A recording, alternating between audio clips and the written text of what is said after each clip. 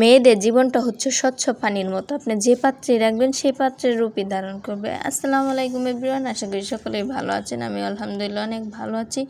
আজকে গিয়েছিলাম আন্টির বাসায়, সেখান থেকে আসতেছি আর শেরপুরের উদ্দেশ্যে যাচ্ছি। যাওয়ার মূল কারণ হচ্ছে কিছু কেনাকাটা করব আর মেহেদির কিছু ডিজাইন দেখার জন্য মূলত আসা। এখানে মেহেদি স্টিকার আসছে, ভাইয়া ফোন দিয়ে বলছিল, সেজন্য আসছিলাম। আমাকে মেহেদি স্টিকারগুলো দেখাইতেছিল রুমি আপু, অনেক সুন্দর ছিল স্টিকারগুলো।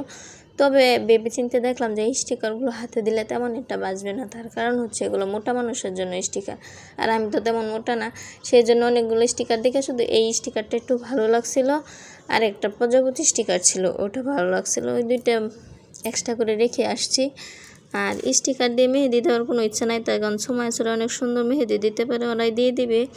আর মেহেদি আমি ঈদের আগে দিই না, ঈদের দিনও দিই না, ঈদের পরে দিই সবসময় প্রতিবারই। আর এটা রাত্রে রান্না করতেছিলাম, এটাও একটা কাহিনী হয়ে গেছে, মানে মুরগির মাংস মাখায় রাখছি, পরে ভাবলাম যে 2 টুকরা বাইজা খাইতে থাকি আর মুরগির মাংস রান্না হইতে থাক।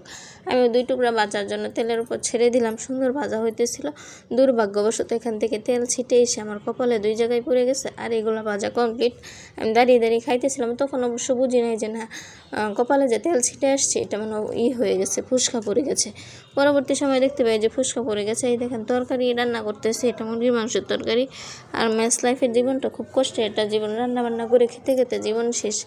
আর এই ফুসকাটা নিয়ে এখন আমি ভুগতেছি। ভিডিওটা করা হয়েছিল 3 দিন আগে, আজকে 3 দিন পরে ভয়েস দিতেছি, ভিডিওটা এডিট করতেছি।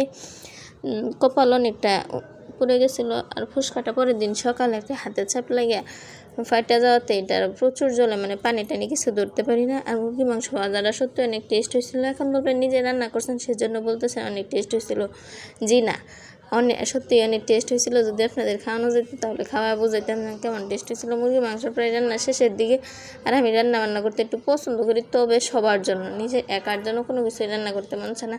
আজকে 7 দিন পরে রান্না করতেছি। এই 7 দিন পরে আমি বাহির থেকে খাবারটা কিনে কিনে খেয়েছি। আসলে বাহিরের খাবারে তেমন একটা নাই, আর হেলদিও না। আমি বাহিরের খাবার খাইলে অসুস্থ হয়ে যায়, এখনও মোটামুটি অসুস্থ, কিন্তু ওষুধ খাইতে খাইতে আমার জীবন যাইতেছে। এখন 3-4 দিন যাবত ওষুধ খাইতেছি। সবাই দোয়া করবেন আমার জন্য। এখন রাতের 2:30 বাজে, রান্নাবান্না শেষ করে রুমে আসলাম। পাশে একটা কলেজ আছে, যে কলেজের এখানে একটা গাছ সাজাইছে, গাছটা দেখেন কত সুন্দর দেখা যাইতেছে, আর আশেপাশে অন্ধকার। আর আমি সব করে মাস্ক ধুয়ে দিছি, সেগুলো আর কি ধুয়ে জানলাতে শুকাইতে দিছি। মিতালি বলতেছে ভিডিও নেওয়ার পরে ওইগুলোরও ভিডিও নিলাম। দেখেন গাছগুলো কেমন, মানে মার্কেটে গেছি পরে গাছগুলো দেখে ভালো লাগছে, ভাবলাম একটু ভিডিও নিই। এগুলো নতুন আসছে, ফুলগুলো অনেক সুন্দর, তবে অনেক প্রাইস, মানে ব্র্যান্ড বাজারের সব প্রতিটা প্রোডাক্টের প্রাইস বেশি। সবাই ভালো থাকবেন, সুস্থ থাকবেন, আর আমার ভিডিওগুলো বেশি বেশি করে শেয়ার করবেন অবশ্যই, আশা করি। আল্লাহ হাফেজ।